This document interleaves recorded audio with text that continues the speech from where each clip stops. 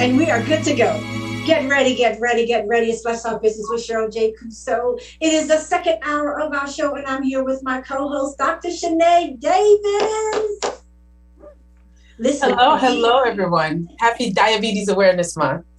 Yes, we've got awareness for diabetes and as well lung cancer. Let's take this opportunity to a special shout out to our sponsor, the Moffitt Cancer Center. You're going to hear more about that. You'll hear commercials during the show, and as well a very important announcement. Miles for Moffitt. So stay tuned for that. We do want to take an opportunity to just kind of do a quick rewind, send a shout out to a young lady that encouraged us with the show and who is also the second half of In Touch News Radio, our very own Tampa Bay Tammy. Here we're sending you a virtual hug and want to make sure that you are doing well and feel better. Do know that you are in our prayers. Oh, love that smile. Check in with us, Tammy, and let us know how all is going with you. You know, because we have a doc in the house too. You know, Tammy is always fly, always smiling, always encouraging. So we're sending shouts out to you, Tampa Bay Tammy, encouraging you on your journey. You are going to come through shining and with a smile to just make sure that everyone else knows that this testimony is to show them that all things are possible. Get well. All things are possible through God. So you've got an amazing faith walk and journey, and we look forward to hearing your story. Let's go across the bay where history was made. And I don't know if you know this, Dr. Davis, but Ken Welch, father, and I want to say about 35 years ago, made his first bid as a mayoral candidate. And fast forward, history, look how long it took. History is made that his son, Ken Welch, gets to stand in that position. And I think that's just incredible. And reading a lot of the comments and seeing what was happening as it was happening, we just have so much to be appreciative for, so much to be thankful for. Congratulations to Ken Welch. One of the things he said that just kind of really moved me, and that's just the type of guy. He's not new to politics. He's been there. That's his home, making things happen, being the voice for the people, and really, really puts his money where his mouth is, put his time where his mouth is, and as well his servants. And he said it best, unless he's able to come there and make some change, then he's not doing his job. And I believe that he will. Congratulations, Mayor Ken Welch. Dr. Davis? Absolutely. Congratulations, Mayor-elect Ken Welch. I want to just also mention that the orange and green in the backdrop of that fabulous photo that he has, that is on purpose. So another one of FAMU's greatest is leading the charge to an amazing city over there in St. Petersburg. And we just want to congratulate him. Wonderful, wonderful achievement. Absolutely, absolutely. Shout outs to all. Now, listen, we are ready to get into a deep conversation. We have a couple of panelists that Dr. Davis is going to be introducing us to. But right now, I get to interview my co-host. And let me tell you, I have a ton of questions for her. So before we do that, let's just do a video just to kind of get our audience and get them prepared for what we're about to talk about. And more importantly, what we're about to learn. Okay. Cue that video up. Small steps, big difference. Preventing diabetes is within your reach.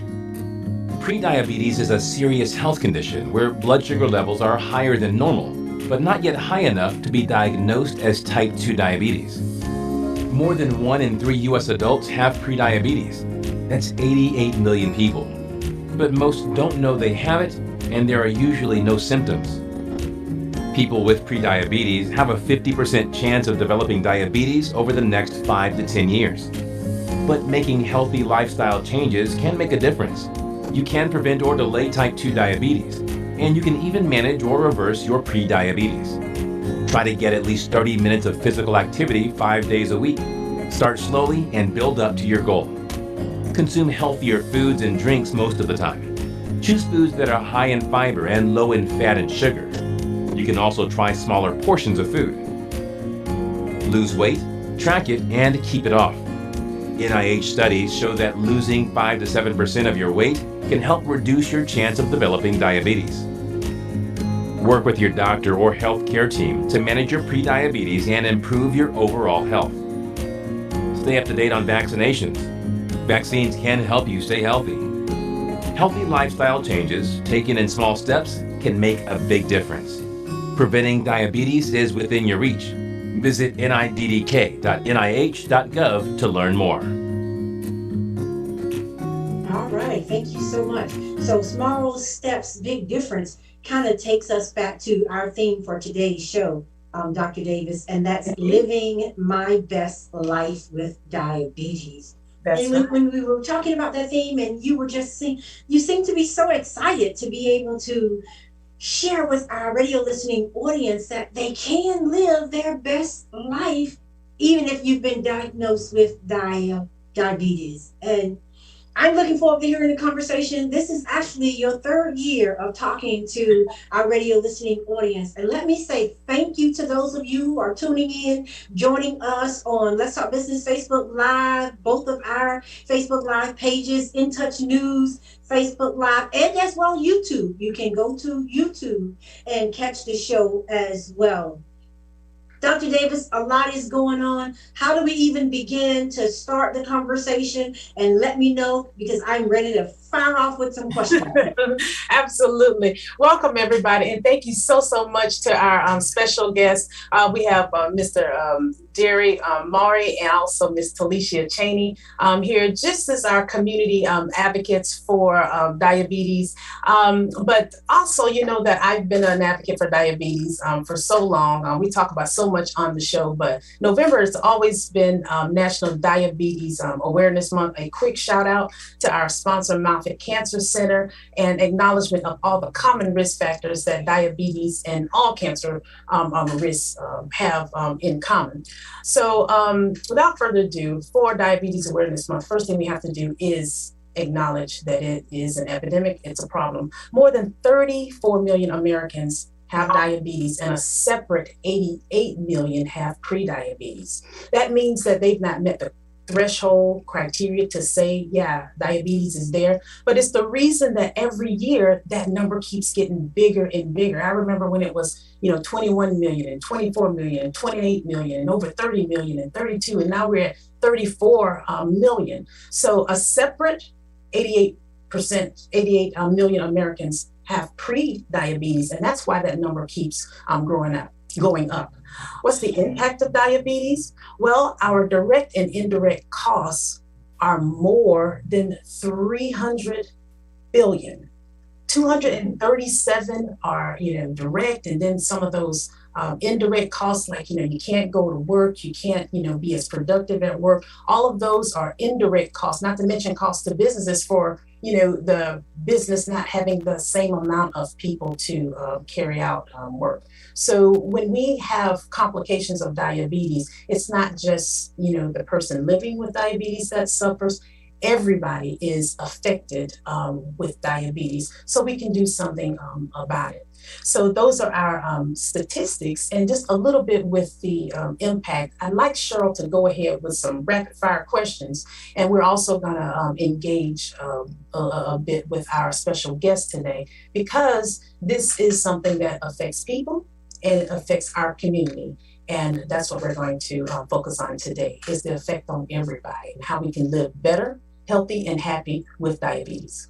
I mean, you said a key word is effect. As we were listening to the little video, I kept hearing the word manage. Mm-hmm. And it almost seems like it's simple for us to be able to do this. But then I'm listening to the statistics that you're giving out, and the numbers are in the millions and constantly climbing. In my mind, I'm thinking we're not getting the simple message. And so let's just start with, as a novice, when we're talking about this, each one of us have family members who have been diagnosed with it. We know some of the horrible stories. In my situation, we've lost family members, with this being the key portion of a number of underlying conditions, but it all stemmed around diabetes. So first and foremost, How is it diagnosed? I'm glad you asked that question. Diabetes is diagnosed when you meet certain benchmark criteria on your lab work.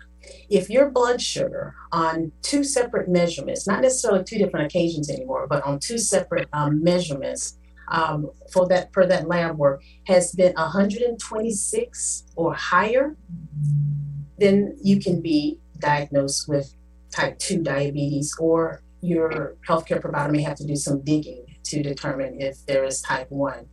Sometimes they also check other things, like the A1C value. If that blood sugar is high and the A1C is high, those are your two criteria. If a finger stick is done in the office or on one of those home glucometers, if that number is higher than 200, that's also one of those criteria. If your healthcare provider does a finger stick, checks your A1C, or checks the blood sugar with a lab reading, and that number is 126, any two of those, either of those criteria, if there are two at a time that are assessed and abnormal, that's enough to diagnose one with diabetes. There's another check, but it's harder to get a tandem reading with those other measures. This other check is for usually gestational diabetes, but you can have a 2-hour glucose tolerance test. If at that 2-hour mark, those readings are abnormal, then that's also one of the criteria that is utilized. Now, that is something that I did experience with my daughter, Alana, and that was gestational diabetes. Didn't have it in the other pregnancies, but definitely there, and thank goodness it was just that. But listen, I'm listening to you, and as you're giving us the benchmarks, I'm remembering when we were around family members, and the question was always, what's your sugar? Knowing that count. But it wasn't until, for me, it wasn't until recent years that we started hearing the terminology A1C. What's your A1C? As a matter of fact, I put on one of our posts, one-on-one with the Dr. Davis. Do you know your A1C? What is your A1C? And I've heard you say that a couple of times when you were speaking about them being pricked or taking their labs for their blood sugar. Well, first of all, why is it that that wasn't quite what we heard about, and now it's like the two go together? You need to know what is your A1C, and at the same time, what is that sugar level reading? So what is A1C? A1C is that benchmark risk, or like a report card almost, but it's the benchmark for us to tell how well the diabetes is controlled clinically, and also tells us about what the patient's risk is for having diabetic complications. When the A1C is under 7%, and this is in accord with the American Diabetes Association, that means that the patient is at lowest risk for having diabetic complications. There's some other benchmark criteria set by the American College of Endocrinology, saying A1C should be under 6.5%. If you're a Medicare patient, then A1C under 8% is good enough to keep you from having complications or worsening complications with the lowest risk of having low blood sugar problems. So in some, the lower the A1C, the better, but low A1C can't come at the risk of diabetic complications. And low blood sugar or hypoglycemia is one of those complications. So it's our diabetic report card. That's what our A1C is. I love that. If we're controlled, and it also tells us if there are significant risks for complications. Okay, so know your report card. That's easy for people to grasp and take into consideration. But as you were talking about knowing your A1C, you also started mentioning risk. So who's at risk here for diabetes? Who's at risk for developing diabetes? This is anyone who has a family history that is a minority race, Asian Pacific Islanders, African Americans, those that are Hispanic or of Spanish origin, those of us that are overweight. Overweight sometimes is kind of nebulous. That means a BMI of 25 to 30, just in the looking at the numbers, but not everyone is quote unquote overweight with that BMI because it's only a measure of height and weight. It matters how you hold your weight, and that's what I mean by overweight. If you hold your weight in the middle, central weight is bigger metabolic risk or diabetic risk than weight in the hips or pear-shaped body. When you have central or the apple-shaped body, it's a bigger risk factor for you. What that means is for a woman, a waist that's more than 35 inches around, and for a man that's more than 40 inches around. When you hold your weight in the middle, that kind of obesity or overweight is a bigger risk factor.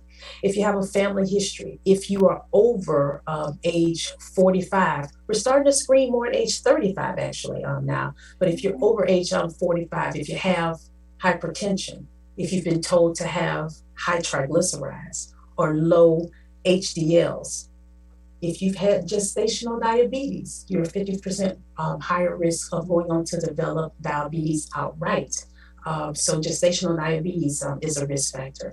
If you don't know that you had gestational diabetes, but you delivered a baby 9 pounds or heavier, that is also a risk factor. If you've had a diagnosis of polycystic ovarian syndrome, if you've been told to have gouty arthritis before, these are metabolic complications that are also indicative of insulin resistance, which is a part of that diabetes lexicon. So those things, minority race, age, high cholesterol, high blood sugar, being overweight, and a history of gestational diabetes or having a child that weighs 9 pounds or heavier, all of those are risk factors for developing type 2 diabetes. Type 1 diabetes is the family history. Some of those things, of course, can play into effect, but the biggest thing there is the family history of diabetes and other autoimmune issues, and that's the main risk factor for type 1 diabetes. As I was listening to you talk about the different cultures that are affected more so than others, you mentioned African Americans and Hispanic. That encompasses a lot of Black and brown people. Why this particular culture of people? It's just in the genetics. The race or the ethnic group that has the highest risk are actually Pima Indians, Native Americans. So it's just genetically the case. Asian Pacific Islanders also tend to hold more of the body fat in the middle, and their risk profile that classifies them as overweight, it actually starts at 23 versus 25. So even if you're small frame, if you hold your weight in the middle, it's that visceral composition of body fat that is that biggest risk factor for going on to develop type 2 diabetes. And again, something we heard 3 years ago when you began to talk to us about our body shapes and how we are holding the weight. Holding the weight. So how's it diagnosed? Who's at risk? Talked about those. A1C. I didn't talk about the difference between type 2 and type 1. And some people feel that you can convert or change just based on the use of insulin or when you were diagnosed. The difference between type 1 and type 2 diabetes has nothing to do with how you treat it, but everything to do with how it comes about. Type 1 diabetes outright is autoimmune in its origin. This means if you have a family or a personal history of autoimmune disease, this means the immune system gets a little confused, and instead of attacking things that are foreign, it starts to attack things that are native to the body, the thyroid, the joint spaces, etc. Some autoimmune conditions other than type 1 diabetes could be like lupus or Sjogren's syndrome or Addison's disease, Hashimoto's thyroiditis, Graves' disease, rheumatoid arthritis. All of those are autoimmune. If your body does that, or there's a family history of those things, there's a tendency for your immune system to become confused and start attacking parts of you. If that happens to your pancreas, that's how type 1 diabetes is diagnosed. There are antibodies for it. Those antibodies are measurable, and that's how that label comes. Ultimately, the immune system will continue to attack the pancreas. That's why insulin is necessary for sustaining the patient when type 1 is on board. But, insulin to the body is like that pump. That gas is to the car, because diabetes isn't a sugar problem. It's actually an insulin deficiency problem. And if you need insulin, it's all a matter of how much you're making to determine how we manage you. Sometimes we can reduce the amount of insulin that the body needs versus, just supplementing it all. and whatever residual insulin making capacity you have, sometimes that can be made enough to meet your body's needs and no supplemental insulin is necessary. I'm listening to you and breaking down types 1 and 2, and I'm looking at your guests and our guests, and they're nodding. And so I'm thinking they're familiar with these terms now. They know the importance of, their A1C. They know the importance of, dieting and all of the other factors that have a great role in being able to live your best life. But as I'm listening to you and talk about the types, is there a cure for diabetes? What does that mean, a cure for diabetes? Cure. Oh, a cure for diabetes. Oh, no. There is no cure for diabetes. However, it is possible to go in diabetes remission. And I wanted to bring in our guests to kind of talk about, their experience with diabetes. Because when you're living, your best life, hey, how do you do that as someone with diabetes? Diabetes sometimes is perceived as to be burdensome, but you can live healthy and happy with diabetes. We're going to get more into their story after the break, but I would love to have Ms. Cheney and Mr. Maury introduce themselves and tell us a little bit about their experience with diabetes. Ms. Cheney. I am Felicia Cheney. I have been a diabetic since 1999, so about 22 years. I have gone through some ups and downs because I have been, I guess you would say, I just wasn't, I didn't comply with what I was supposed to do. I was instructed by all providers that I needed to lose weight and I needed to eat better. But for many, many years, I did not do that. And then finally, I decided after talking to my mom, who was, she was born with one kidney and would go to dialysis. And she would come home and say, every time there's a provider there that doesn't know me, the first thing that they assume is that I am a diabetic and that's why I'm here. And she would say, do you know why? Because the majority of the people here that kidneys have failed are diabetics, and you don't want to be like that. So I decided, even after hearing I have one child, and my provider would say, do you want to have to leave your child? If you don't take care of yourself, I still just couldn't get it together. And eventually the light bulb went off and I decided that I needed some help. So I went in and I had the gastric sleeve performed, and I have lost about 25 pounds. And it has been just the greatest thing ever. When Dr. Davis talked about A1C, I can vividly remember having an A1C of about 13 and 14, and providers would look at me and say, you're going down the wrong road. And now I can say that when I look at my A1C, I'm at a 6. I've been as low as a 5.7. So that is just the best thing ever. And now that I have gotten myself all together, I think that, wow, this wasn't so difficult to do after all. Question though, Ms. Cheney, and I know we'll get more into your story, after the break. Real quick, are you living your best life with diabetes? I am living my best life with diabetes. Yes, that's ma'am. Okay. One more thing. Did you have, because with surgery, I know you can't go have surgery with a high A1C. Nope.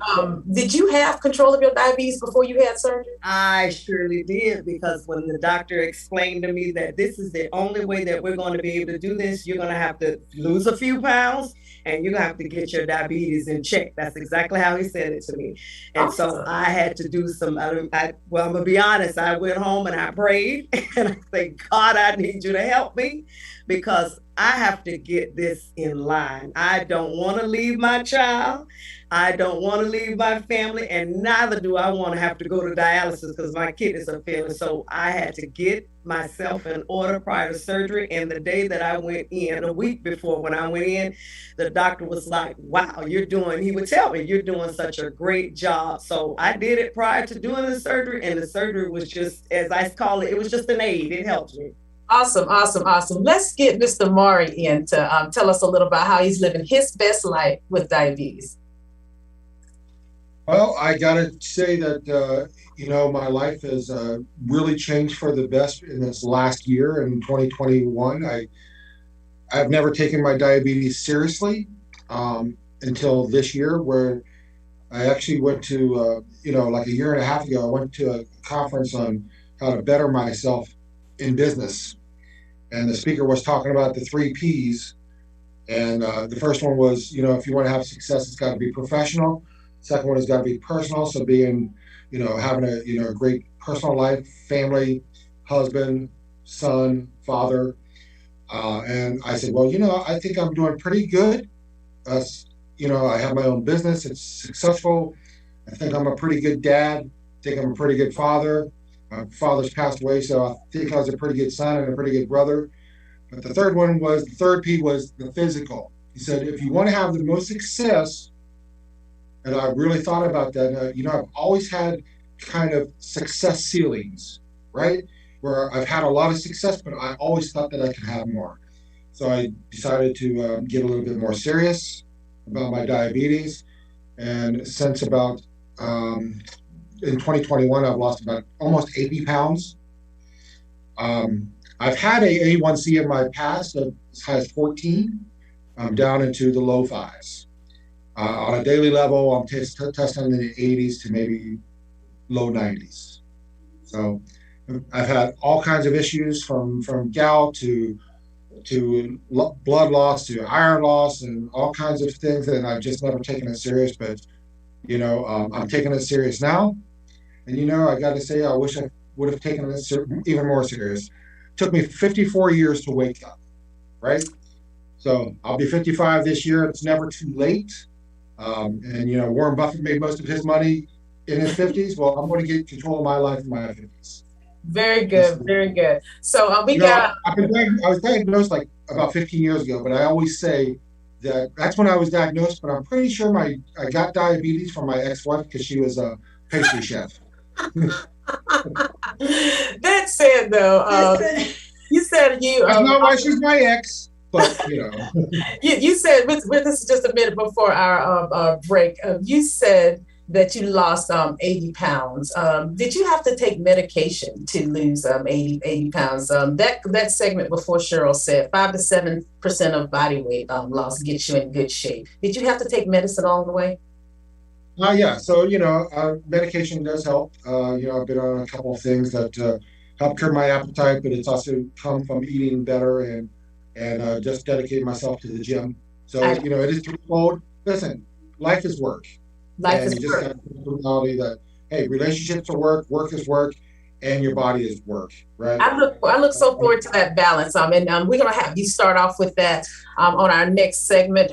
We are at the halfway mark, and we look forward to hearing some information from our sponsors. And after the break, living our best life with diabetes. All right. Thank you. Both of them should be the poster child. I mean, I cannot wait to delve a little more into their stories. So for this commercial break, because we are on Zoom, you guys can go ahead and put your videos, stop your videos, and we'll be back in 2 minutes. Thank you. Cancer affects everyone, but minority populations are often hit hardest. Moffitt Cancer Center is working to address the barriers that keep some groups from getting the care they need. African Americans develop cancer at a younger age, have more aggressive cancers, and experience worse outcomes than the general population. While cancer treatment is evolving with precision medicine, who is being left behind? We know for many decades that some groups experience a greater burden of cancer than others. We can prevent it, we can detect it early. It's very beatable when we find it early. I have worked with cancer patients during their treatment. All cancer patients have courage. So my treatment was about 18 months. I had 3 cancers and 7 surgeries. But my son told me, like, Mom, you're the strongest person that I know. Moffitt saved my life. During COVID-19, Moffitt is a safe place for your cancer care. Call now to schedule an appointment.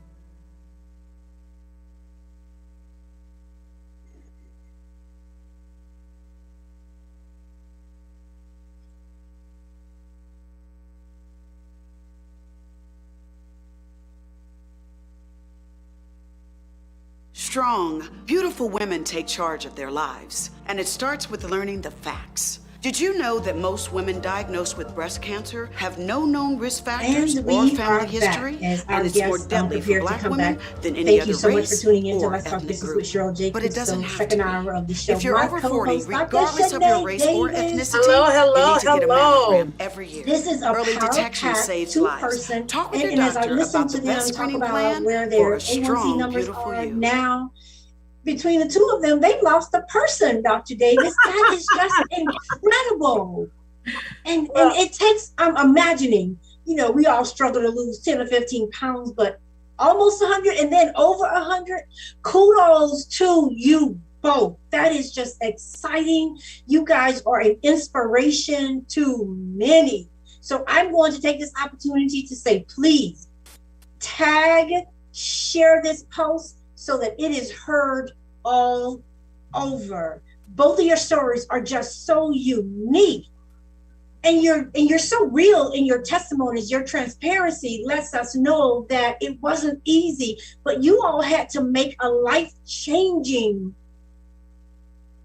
episode in your lives to get to where you are today. And you both smile and you are living your best life. Thank God for you. Absolutely. Remember that study that was on that first commercial? They said it was from the NIH. It was a study called the Diabetes Prevention Program. And if you lose 5 to 7% of your body weight, it reduces significantly your risk by like 58%, almost 60%.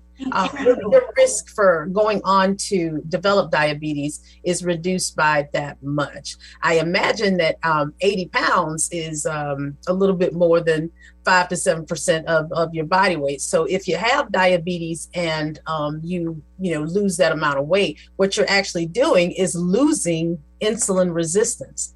Diabetes is not a sugar problem. It's not a little bit of sugar or sugar this, sugar that. You can't have sugar. All those little things that you hear people talk about with diabetes or living with someone who has diabetes.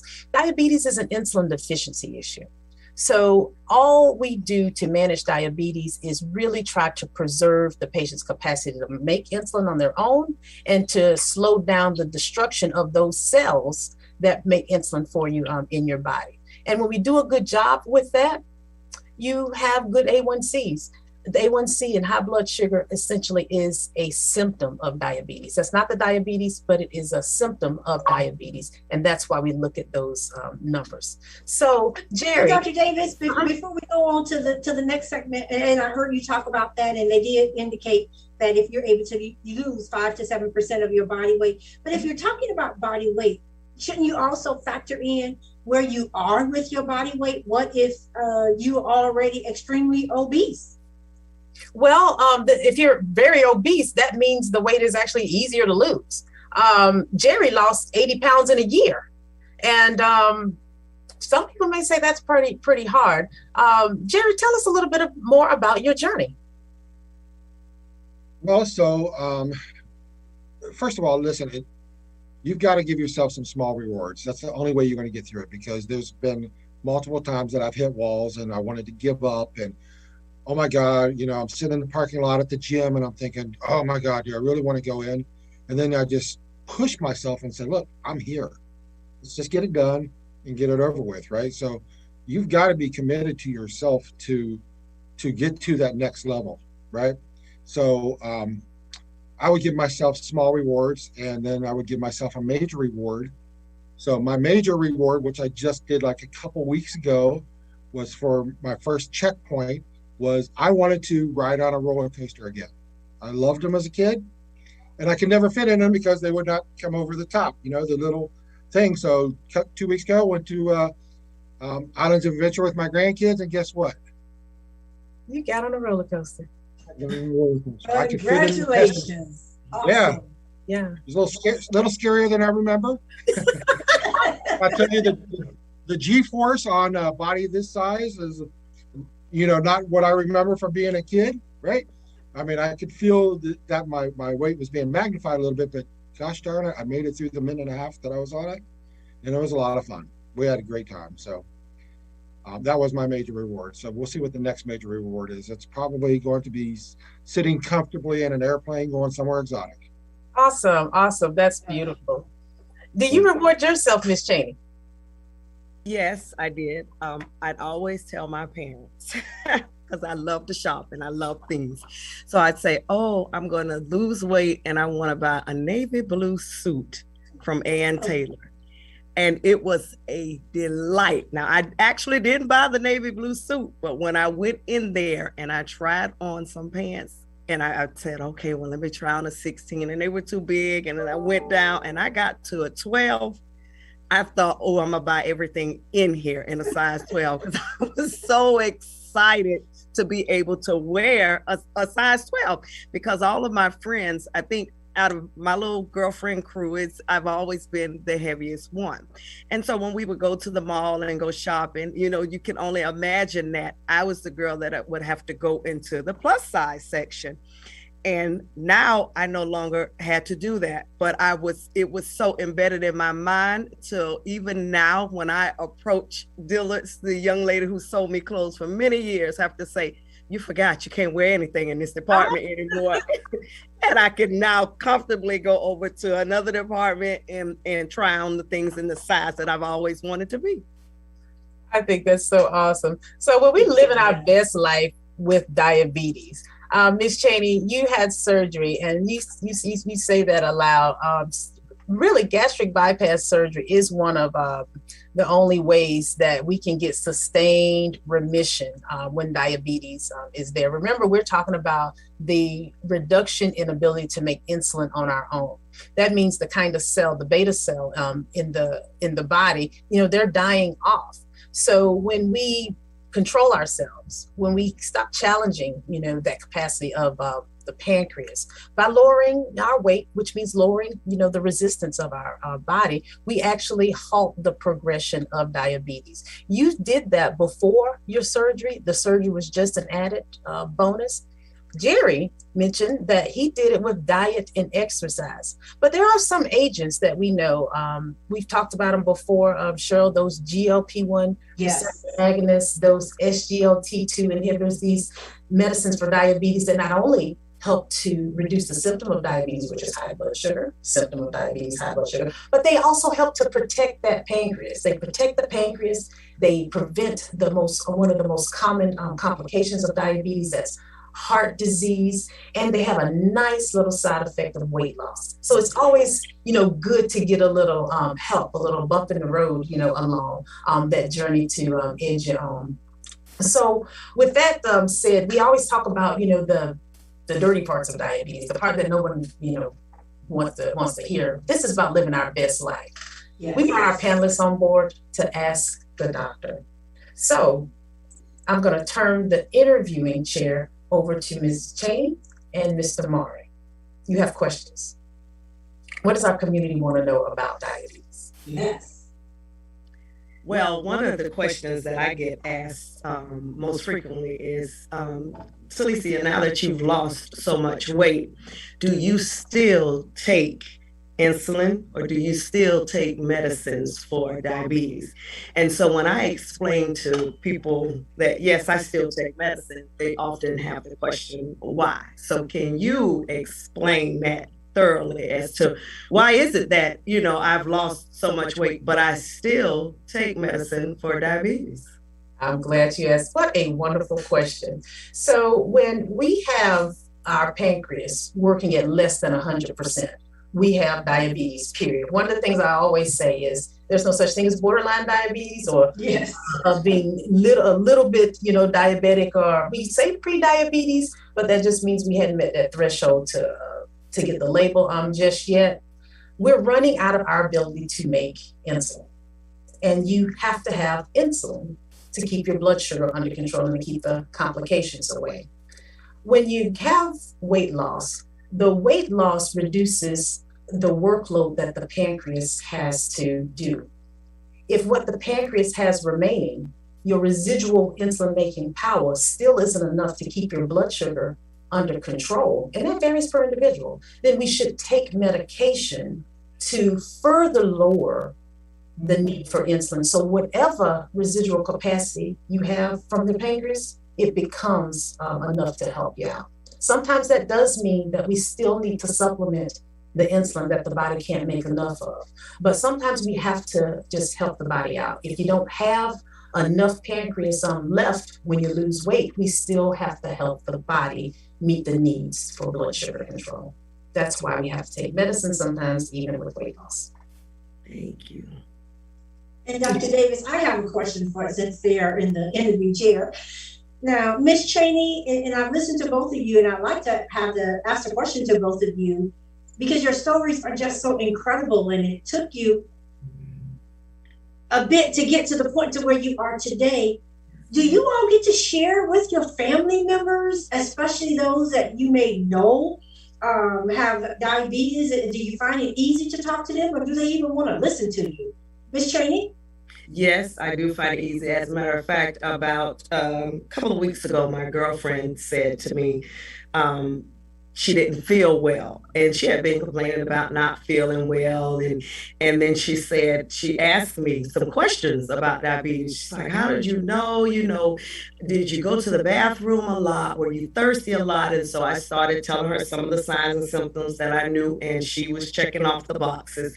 So she called me one day and said, do you have the machine that you check your blood sugar with? I said, I sure do. She said, can you come down and check mine?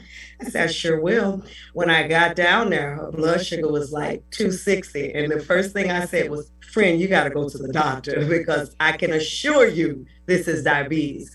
And of course, the very next day she went and she came back and she said, yes, I am diabetic. This is what they put me on. I'm going to lose weight.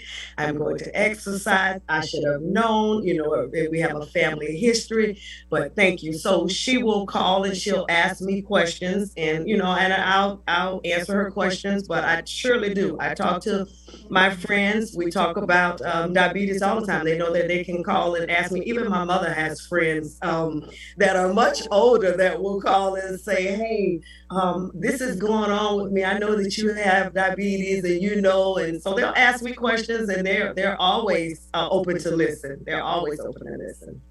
That is awesome. Thank you so much. And Jerry, and then we'll turn it back over to Dr. Davis. Well, I'm fortunate in the fact that no one in my family has diabetes, but I do have coworkers and colleagues and associates and friends that are in the battle along with myself, and they, like me, struggled for so many years, and they asked me, well, what has changed over this last year and a half? And I tell them, well, it's pretty simple. I've been diagnosed for 15 years and really didn't do anything about it. So the first thing is you got to make a decision. But the second most important thing is you got to find a doctor that cares, right? That really cares enough to spend the quality of time to educate you. Like I said, 12 years, 15 years, I've been a diabetic, and I've had the same primary doctor, and I got nowhere, right? Not even managed. But the fact that I found somebody new that was a specialist and cared enough to educate me and to go on the journey with me, that realized that, yes, I had the inspiration. I just needed a little bit of motivation and a little bit of discipline and a little bit of support. That was kind of my jumping off point. That is awesome. Thank you both so much. And that's why we are so fortunate to have Dr. Davis here. And for those who are her patients, she breaks it down to where you can understand your condition in layman's terms. And Dr. Davis, I know you have some questions for them, but I do want you to come back and when you can, just hit on the connection with the heart, and as well, why do people go blind? We certainly want to make sure that we get some information on those two items as well. Dr. Davis? Absolutely. And thank you for saying that, Jerry. I always say teamwork makes the dream work. With diabetes, it's so closely linked to heart disease because high blood sugar damages the inner linings of the blood vessels. 68% of people with diabetes dies of heart attack and stroke. And most people that are over 65 actually has diabetes. And we don't know if that's because of their family history, just got revealed, or if the pancreas is just gets tired when you get your red, white, and blue card. But most people over 65, that's something that we have to look for more often. That's also the age range that we see a lot of cardiovascular and cardiovascular disease, heart attacks, and strokes. So the connection is the damage that high blood sugar does on the inner linings of the blood vessels and on the nerves. When that damage is done, the complications ensue, and that is the relationship. It starts in the smaller blood vessels, the eyes, around the kidneys, the little functional units of the kidneys, the glomerulus, and around the nerves. So this is why we are always asking about if you had your diabetic eye exam in the past year, we need to get that every 12 months when we have diabetics. Have you had, someone check your kidneys? Because kidney damage isn't something that you can feel until your dialysis ready. And also check your feet. I love to say to my patients, check your feet every day that you want them, because they're not the nerves in the feet aren't gonna tell you when they stop working, you're just not gonna feel. So you have to engage all of your senses. So what Mr. Mari has said is extraordinarily valued. You got to have a team on board. You got to be educated. And shout out to the Association of Diabetes Care and Education Specialists, which I am a proud member. I am a diabetes educator. With educators, they tell you, what to expect. They tell you how to live happy and healthy with diabetes, so that you have good information that you can share with your provider, and that way your provider can make your care very unique to you. Can't cookie cut diabetic care. We have two very different guests with us today, and they're talking about a similar experience, and they took two separate journeys. So I pretend to be 20, that's our running line, Cheryl, but I've been doing this for, 18, 19, almost, I think 20 years. Yeah. I've been doing this for 20 years now this year. Yay, me. But, you can't be 20. Yeah. So I came out of the womb, managing diabetes. So this segment of the show is for questions to be posited that maybe you hadn't had an opportunity to ask your provider. So Mr. Mari, what question do you have for the doctor today?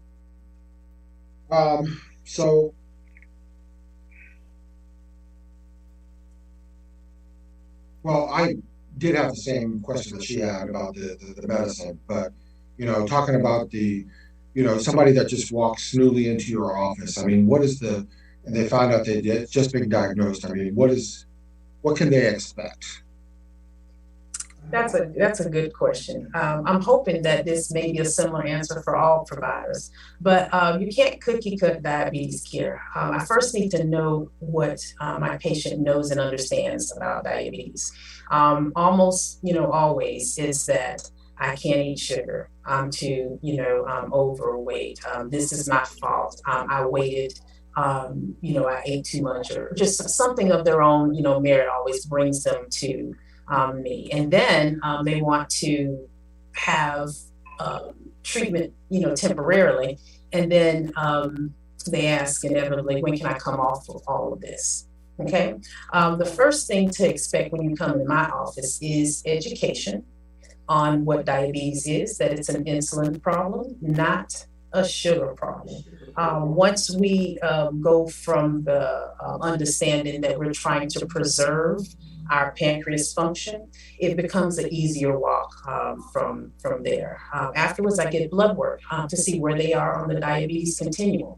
When the A1C, that benchmark, that report card level reading for control, when that number is 9, 10, 11, 9 and higher, we have to work a bit more intensively to get the pancreas back working again. Sometimes the pancreas can be in shock and it just stops working. If we can salvage some of that function, we do so by treating aggressively early on, and then we're able to taper off. Even if we don't taper off everything, that makes the patient feel like success has been achieved, and it activates and motivates them towards some, engaging in their own control a bit more. I tell patients also, I can't, treat your diabetes from my office.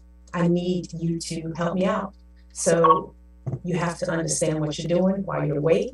from our office, so that every visit continues to go forward. And that's the approach that I take. I educate, I evaluate, and I motivate. All right. Educate, evaluate, and motivate. And so we have an amazing sponsor, Moffitt Cancer Center. And each month that Dr. Davis comes on, we typically will bring awareness to the cancer that has been assigned to that month. For instance, even though this is Diabetes Specialty Month, it's also Lung Cancer Month. And you're talking about diabetes, and you're talking about all of these other underlying conditions that when you have it and your numbers are not where they're supposed to be, what happens if the person is also diagnosed with cancer? And, how does Moffitt fit into the equation, Dr. Davis? That's great. Long ago, I actually did some work in the research departments of Moffitt Cancer Center, and I had an opportunity to interact with, she's one of my, I don't know if she knows it anymore, but her name is Dr. Nagi Kumar. She actually started as a nutrition scientist, and her role there at the time was looking at how, some of these common risk factors like obesity, like insulin resistance, can be mitigated to reduce the cancer risk. And in fact, there was a particular study at the time where metformin was introduced to mitigate, weight and insulin resistance, and to reduce the risk of cancer. So the common risk factors between cancer development and diabetes, by mitigating those, we also mitigate the risk in the other areas. If you have active cancer, been diagnosed, therapies for, like chemo or, just cancer management in general. Steroids sometimes play a role in that. And also the steroids that we produce naturally in our body, all of those affect cells in a very similar way. It makes us insulin resistant. So where we may not even be dealing with weight, you could be dealing with steroid therapy or just the stress of a cancer diagnosis. Those things alone block insulin receptors and make the body need more insulin to keep the blood sugar under control. If someone has been told to be pre-diabetic, sometimes that extra resistance is just enough to push them over to that threshold diagnosis range of having diabetes. How do we manage that? The same way as a person with no diabetes would. Okay. We try to mimic the body's response. Sometimes that's by giving extra insulin or providing other agents that reduces the body's insulin need. So we still have to keep blood sugar under control because the complications are the same regardless of why the sugar is high. Good point. Pay attention, know your numbers. One of the things we came across when we were preparing for the show and looking for information, whether it was on lung cancer or any of the cancers, I thought this was an interesting point. And as we had our guests on before, our breast cancer survivors, and we have these months that we spend so much time and attention and fundraising on. But in actuality, this particular message, when the author was writing this point about November being Diabetes Awareness Month, what I loved about it as well was they were letting us realize it's not just November. It's January, February, March, May, June, July, August, September, October, November, yes, and December. And I just thought that was a great point and something for us to take away. Don't just look at that month where there's a lot of media coverage, there's a lot of commercialism that's going on. Our patients are going through this every single month. So living our best life is what we are here about today. So in living our best lives with diabetes, can I have a drum roll or something? Because I'm having a moment. I told Cheryl secretly today that I am coming out. I am coming out. I'm coming out of my office. I'm coming onto our social media platforms and onto Let's Talk Business with SJC today to say I have diabetes. I, Shanae Davis, I have diabetes. One of the things that I always say during my education programs is having pre-diabetes, having a little bit of sugar is like being almost pregnant, being borderline pregnant. And in thinking about that, can you be almost pregnant? No, you can't. So 6 months ago, I had my own blood drawn, and my A1C was 5.7%. Normal A1C, and this is the average of how well your blood sugar has been controlled over the past 3 months. A normal A1C is less than 5.7. So 5.6 and less is a normal A1C, but at 5.7%, I said, wow, that must be a mistake. I'm Dr. Davis, I'm the sugar lady, I'm the diabetes lady. Yeah. So I, engaged. I said, well, let me just ramp up my lifestyle just a little bit more. And 3 months later, I checked it. It was still 5.7%. I eat healthy. I think I'm active. But I say all that to say, it can happen to anyone. I talk to my family, and there is family history of diabetes. I didn't know it all. I didn't know it, at the time. But as I learned and I had discussions with my family, I do have a family history of diabetes. So what have I done in the meantime? I'm glad you asked. She's living her best life. Right, I'm living my best life. But more importantly, I hearken back to the things that I know best. The Diabetes Prevention Program was a study by the NIH that said even without medication, with intensive diet and exercise and attention to what you're doing, a 5 to 7% loss in body weight can reduce by 58% your chances for going on to develop diabetes outright. So I say this to you, everyone who's watching, that as a pre-diabetic, I have diabetes. I understand that registered a 5.7% on my lab work on 2 occasions means that my pancreas isn't working at 100%. So in my best life living, I am focused on helping my body to need less than 100% of my pancreas to be its absolute best. So I don't have heart attacks and stroke. My risk for heart disease is low, minimal, so that I have the lowest risk for having neuropathy, kidney problems. I am also getting my eyes checked every year so that they're dilated and the back of my eyes are studied to look for changes that could lead to blindness if I am not careful. So I, Shanae Davis, I am living my best life with diabetes and lifestyle at this point. But if I need some medication, I absolutely will take medication to preserve my pancreas, because that's the way we delay complications, and that's my best opportunity to make it to remission. All right, and you heard it right here on Let's Talk Business, the second hour of our show from our very own Dr. Shanae Davis. Listen, we are here. Here's our virtual hug for you. I know that you have practiced and preached, and you've been a component of education, just as you indicated, and we'll certainly be here to motivate you. Thank you for deciding to use this platform to make your announcement. It's life-changing, but you've already stated even before then that you were prepared to live your best life. And outing it, being transparent, I would guess help you tremendously to now go ahead and keep moving forward with your life. Godspeed to all of you.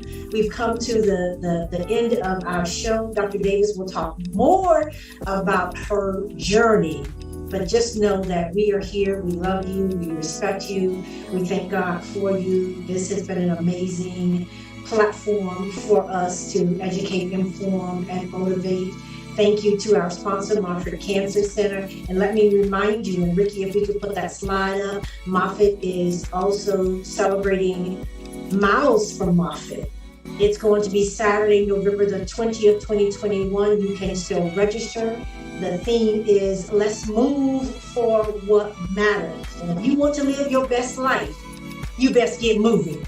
And so All right. please go to their website. They will have the virtual component, and as well, you can do it physically at the Amalie Arena. So we will post that in our thank you post. We will also post references that Dr. Davis has alluded to all throughout the show, to our special guests, Ms. Terry Chaney and Mr. Jerry Mari. What we're going to do is sound off for just a second, but just stay with us and we'll end our connection with In Touch. But we do want to allow you to give us final thoughts. So hold on for just a second so that In Touch can release the show.